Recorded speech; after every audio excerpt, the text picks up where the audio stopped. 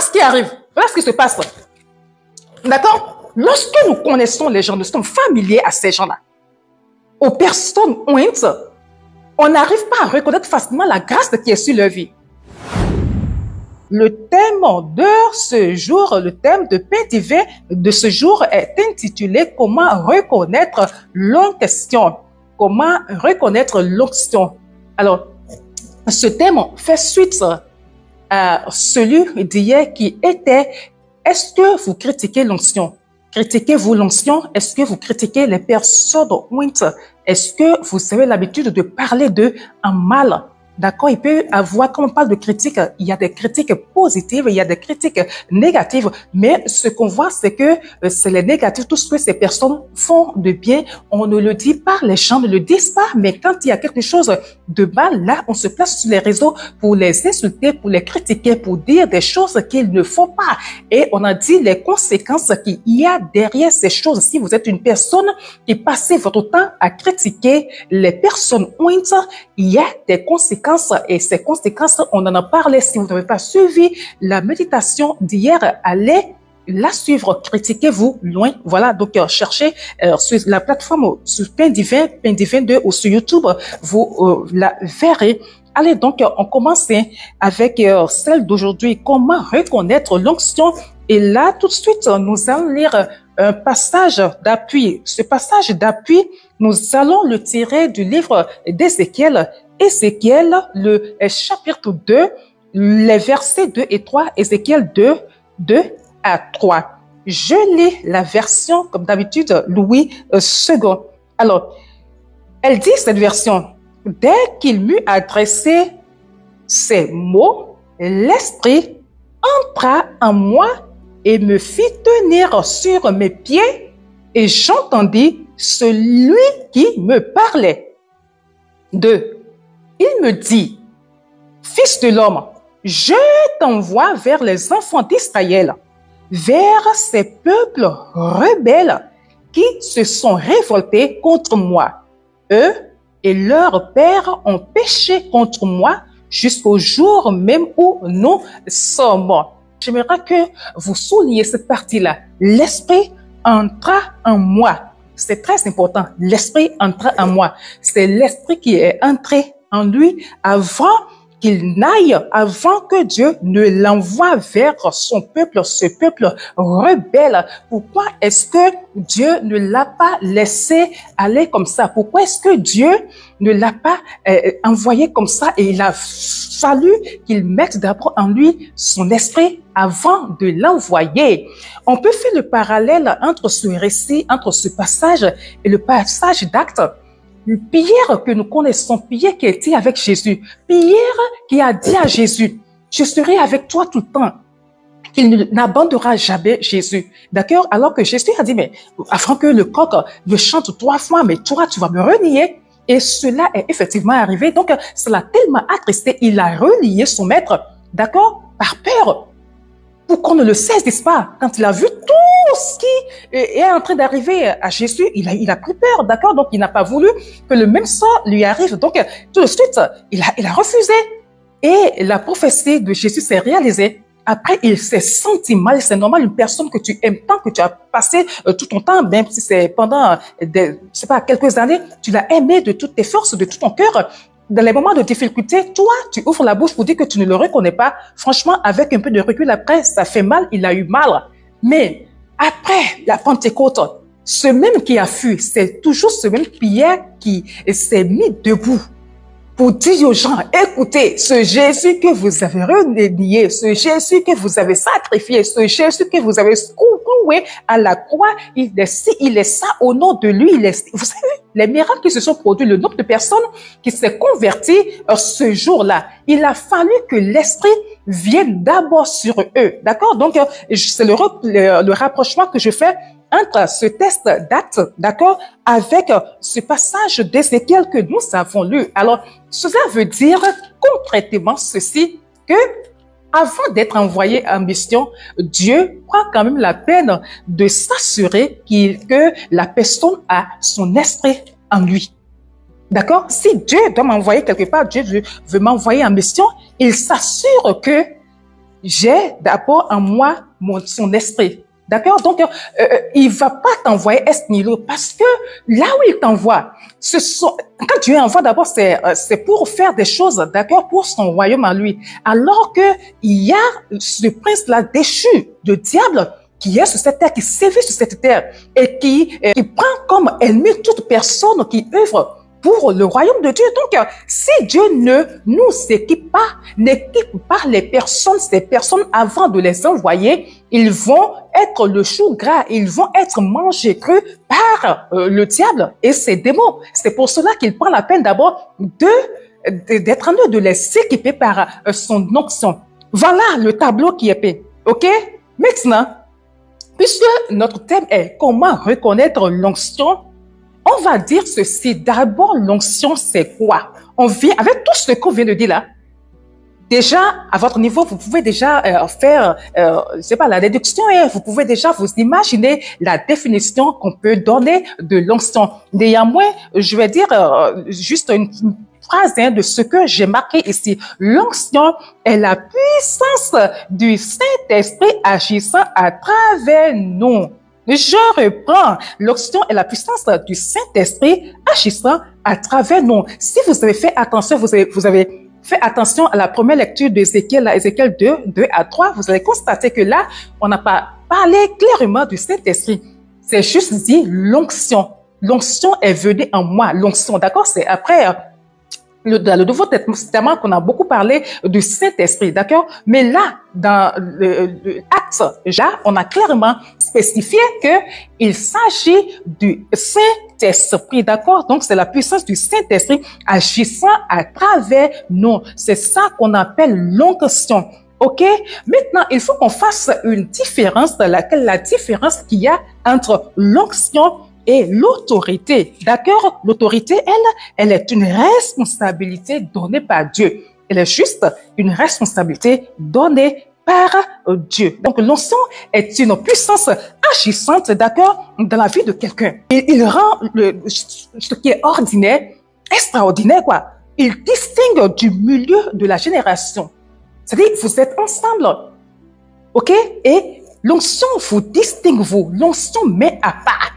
Au milieu de ta génération, au milieu de tes habits, au milieu de tes frères en Christ, de tes sœurs en Christ, Dieu te choisit, toi, te met à part pour son œuvre, te distingue, d'accord? Toi qui es une personne faible, toi qui es une personne lambda comme tous les autres, il te met à part, il t'équipe, d'accord? Et tu deviens une personne spirituellement forte pour accomplir son œuvre, pour accomplir la mission qu'il te confie. Donc, c'est ça, l'onction. Donc, c'est juste, c'est vraiment dire que l'onction, elle est destinée à une mission précise.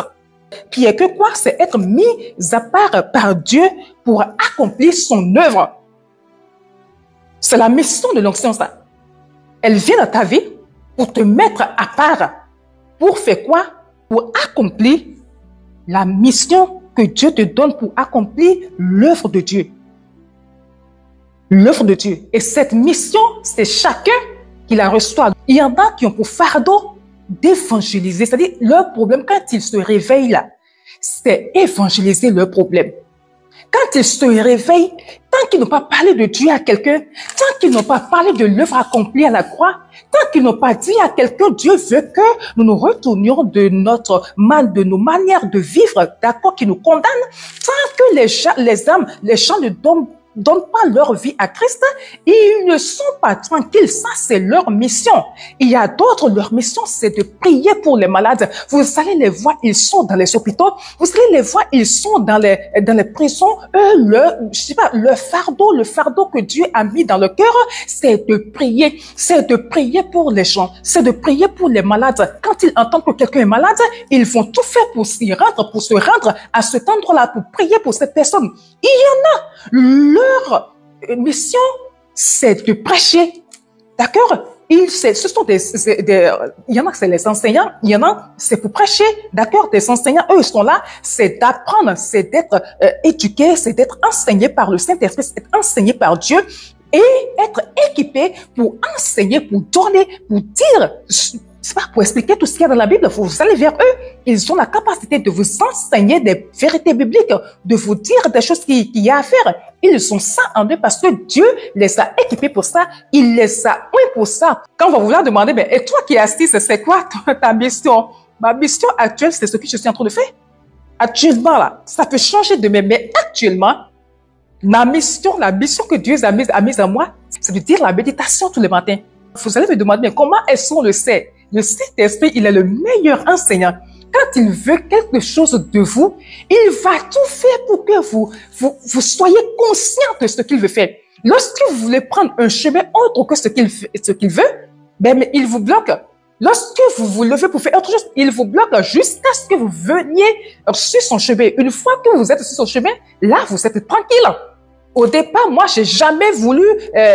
attention, je suis pas en train de m'éloigner de mon sujet. Hein, c'est des explications que je suis en train de donner pour faire comprendre ce que c'est en train de dire là, d'accord? Donc, j'ai jamais su que je vais faire des méditations au quotidien. Moi, mon affaire, ce que j'ai compris au départ, c'est que je fais des choses, après je poste sur YouTube et c'est comme ça que j'ai commencé. Arrivé à un moment donné, il m'a dit non. En fait, c'est pas pour ça que je te veux. En fait, je t'ai laissé un peu pour te donner un peu de pli, pour que tu t'habitues un peu, d'accord? Mais ça, en réalité, c'est pas ça que je veux, d'accord? Tu vas te mettre en live, c'est vrai. Tu vas te mettre en live et fais des méditations quotidiennes. Je dis, mais j'ai compris encore que non, je vais faire ça, je vais tourner après, mettre sur les réseaux. Il m'a dit non, tu viens en live. Et je n'ai pas eu la paix dans mon cœur jusqu'à ce que je sache, jusqu'à ce que j'accepte que la mission actuelle, c'est de venir en live. C'est pas de tourner à l'avance et de venir poster, non, de venir publier, non, mais c'est d'être en live. Dès 5 heures à 6 heures, et tous les jours, de lundi au samedi. Et une fois que j'ai compris cela, il m'a laissé en paix. Je suis en paix, il y a la paix qui est venue en moi. D'accord? Donc, comment reconnaître l'onction dans la vie des gens?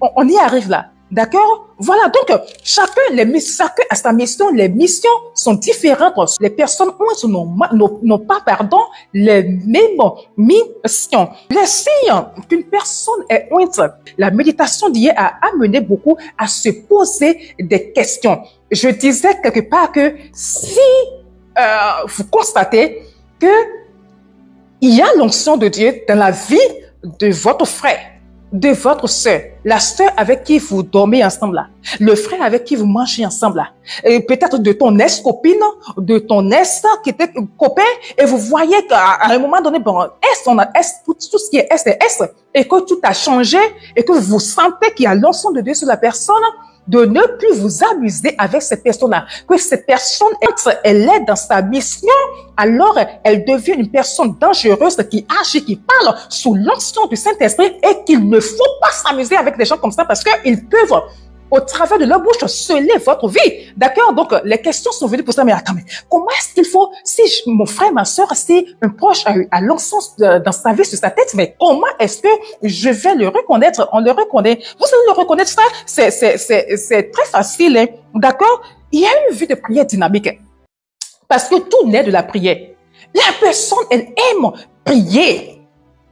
Rien ne naît sans la prière, d'accord? Donc, elle a une vie de prière dynamique. C'est pas quelqu'un qui prie aujourd'hui, après dans 10 jours, elle va prier. Non, non. Vous constatez qu'elle a une vie de prière régulière.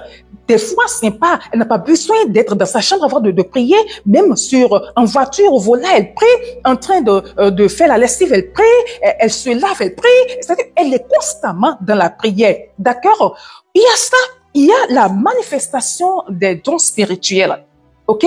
Il y a la manifestation des dons spirituels sur la vie. Vous sentez que la personne a quelque chose de particulier, reconnu, d'accord? Et qui profite parce que les dons ne sont pas pour la personne qui l'a, mais les dons sont là, Dieu les partage, je les donne pour l'édification du corps de Christ.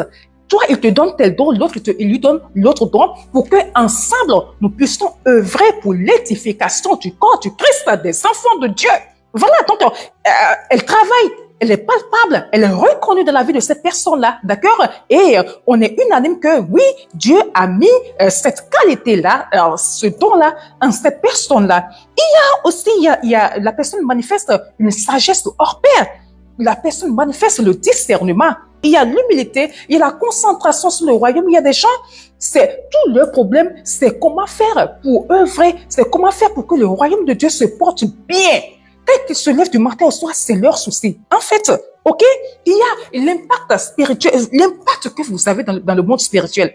Vous savez, il y a des gens, leur cri là ne va nulle part, hein. Malgré le nombre d'années qu'ils ont fait dans la chrétienté, malgré la grosse Bible qu'ils tiennent, malgré leur voix rock, alléluia, c'est-à-dire ils n'ont pas d'impact. Dans le spirituel, ils n'ont pas d'impact. Comment reconnaître les gens qui ont d'impact? Quand ils décrètent, ça arrive. Ils disent, ça arrive, ça arrive. Ils disent, ils se lèvent, ils disent des choses. Je dis que c'est comme ça, c'est comme ça, c'est comme ça. Et ce qu'elles disent, c'est ce qui se manifeste. C'est ce qu'on voit, c'est ce qui arrive. J'interdis cela, j'interdis cela, j'interdis cela, et c'est ce qui arrive. Je scelle ceci dans le nom de Jésus. J'interdis que cela se passe. Ça va être comme ça, ça va être comme ça. C'est mon plan et c'est ce qui arrive. C'est cette personne-là qui a la capacité de prier pour vous, de dire des choses, de prononcer des bénédictions pour vous, même si Dieu ne veut pas vous écouter, vous, à cause de sa voix, à cause de l'onction qui est dans sa vie, Dieu l'écoute. Et Dieu fait en sorte que la prière qu'elle fait à votre endroit puisse être ça, puisse être positive. Dieu reçoit telle qu'elle formule ses requêtes, Dieu les reçoit en fait pour vous, quoi. Ok? Donc, quand vous avez constaté des choses comme ça, une fois, deux fois, trois fois, quatre fois, déjà, vous savez que c'est une personne. Vous savez que ça, c'est quelqu'un qui n'est pas comme nous autres, en fait, quoi. Depuis, je sais pas, mon adolescence, je vais dire, hein, depuis mon adolescence, ma mère, elle m'a observé. Elle m'a dit ceci, toi, tu as quelque chose de ta vie. Déjà, hein, déjà à 14 ans, 15 ans, ma mère, elle m'observe, elle me dit, mais toi, un matin, elle me fait asseoir, elle me dit, toi, tu as quelque chose sur ta vie. Dieu a mis quelque chose sur ta vie. C'est en observant les gens, d'accord, on arrive à distinguer que non, ça, c'est là, ce monsieur, cet homme, ce jeune, ce frère, cette sœur, elle a quelque chose sur sa vie. Et des fois, vous allez remarquer que plusieurs sont unanimes que oui, cette personne a une grâce de Dieu sur sa vie. Les témoignages vont concourir à l'acceptation de ce que vous avez sur votre vie. Maintenant, quelle est l'erreur que nous commettons? L'erreur qu'on commet, et je l'ai dit tantôt, je l'ai dit dans la méditation hier, c'est que des fois, vous ne reconnaissez pas les personnes qui sont chez vous. C'est-à-dire que peut-être que, pas peut-être, parce que la personne est votre sœur, parce que la personne est votre frère, parce que vous avez dormi avec cette personne, parce que vous connaissez l'intimité de cette personne, vous avez vu sa nudité, parce que ça, vous avez été à l'école ensemble, c'est votre sœur du quartier, vous savez là où elle dort, comment elle entre, comment elle sort, vous connaissez toutes ces choses-là. Cela vous amène en fait à vous familiariser avec la personne. Cela vous amène à ne plus considérer la personne. Et quand c'est comme ça, vous n'allez pas bénéficier de la grâce qui est sur elle. Et là, j'aimerais bien qu'on lise le passage du livre de Matthieu, le chapitre 13, les versets 57 à 58. C'est dit ceci. On dit, il était pour eux une occasion de chute. Mais Jésus leur dit, un prophète n'est méprisé que dans sa patrie et dans sa maison. Vous voyez que ça ne fait pas d'aujourd'hui, ça date du temps de Jésus. D'accord? Mais Jésus leur dit, un prophète n'est méprisé que dans sa patrie et dans sa maison. Et il ne fit pas beaucoup de miracles dans ce lieu à cause de leur incrédulité. Voilà ce qui arrive. Voilà ce qui se passe. D'accord? Lorsque nous connaissons les gens, nous sommes familiers à ces gens-là. Aux personnes ointes, on n'arrive pas à reconnaître facilement la grâce qui est sur leur vie. Cette personne, elle va prier pour d'autres là-bas au dehors qui ne la connaissent pas. Ça marche. D'accord? Ils ont solution et tout et tout. Mais ces propres gens qui sont à côté d'elle, qui la connaissent, n'auront rien de sa part, ne profiteront pas de la grâce de l'onction qui coule dans sa vie. Pourquoi? Parce que ils rejettent eux-mêmes. On a dit à Jésus, n'est-ce pas le fils du charpentier? N'est-ce pas le fils de Marie? N'est-ce pas le frère de tant et tant de Jude, de ci et ça? Ça lui vient d'où de commencer à faire des miracles, de dire qu'il est fils de Dieu, de dire et ça et ça? Parce qu'ils le connaissaient, ils n'ont pas pu profiter des miracles que Jésus faisait en son temps. Donc, si vous méprisez les gens qui sont avec vous, si vous méprisez les personnes qui sont ointes, des personnes que vous reconnaissez qu'ils ont la grâce de Dieu sur elles, les personnes que Dieu a mises à part, si vous les méprisez, vous ne pourrez jamais profiter d'elles. C'est de ça qu'il s'agit. Il faut vraiment faire attention, d'accord? Donc, la méditation d'aujourd'hui, elle fait suite, comme j'ai dit tantôt aux personnes qui n'étaient pas là, à la celle d'hier qui est-ce que vous critiquez loin? Critiquez-vous l'onction? D'accord? Où il est dit qu'il est très dangereux qu'on critique les personnes ointes. Et aujourd'hui, on demande, mais comment reconnaître alors les personnes qui sont ointes, qui sont auprès de nous? Pas bon, ointes en général et en particulier celles qui sont avec nous. Parce qu'on les méprise, on ne les reconnaît pas. C'est qui celle-là? N'est-ce pas la sœur Kayode avec qui j'ai mangé hier là? N'est-ce pas la sœur Kayode avec qui j'ai fait le même banc? N'est-ce pas celle-là à qui j'ai parlé de Dieu la dernière fois? Oui, c'est toi. Mais c'est qu'entre-temps, ça a changé. Oui, je suis la sœur Kayode que tu connais. Oui, et tout, on a mangé ensemble, on a fait des choses ensemble. Juste qu'au moment où il s'agit du ministère, où je commence à parler de Dieu et tout là, c'est que je ne suis plus la camarade, je suis plus, non, mais je deviens la servante de Dieu, la personne ointe par Dieu pour accomplir sa mission. C'est cette distinction-là que j'aimerais que vous arriviez à faire, que cela soit clair dans votre vie, dans votre tête. Ne faites pas l'amalgame, d'accord, pour que les choses soient faites comme cela se doit, pour que vous sachiez les postures qu'il faut adopter face à la personne que vous avez devant vous. Si vous doutez sur le fait d'être convaincu que est-ce que cette personne est vraiment un envoyé de Dieu, est-ce que cette personne est vraiment une personne ointe, en fait vous êtes au milieu, vous voulez savoir mais vous ne savez pas, vous savez mais vous ne savez pas. Écoutez, je vous dis ceci. Demandez à Dieu d'ouvrir vos yeux. Demandez à Dieu de vous le dire. Il va vous le dire. De vous montrer des signes, de vous parler, de vous montrer des choses qui vont vous, qui vont vous dire si effectivement, qui vont vous montrer si cette personne, elle est vraiment ointe ou non. Et il le fera. D'accord? Il dit demandez et on vous donnera si vous le demandez. Tout ce que vous demandez à Dieu, il le fait si c'est pour une bonne cause. Il le fait et il le fera. Que Dieu ouvre vos yeux, d'accord? Que Dieu ouvre vos cœurs pour ne pas rejeter les personnes qui sont une bénédiction auprès de vous. Que Dieu fasse en sorte que vous ne manquez pas les bénédictions que ces personnes-là peuvent apporter dans vos vies, peuvent susciter dans vos vies, peuvent appeler sur vos vies. Je le demande pour vous au nom de Jésus-Christ de Nazareth.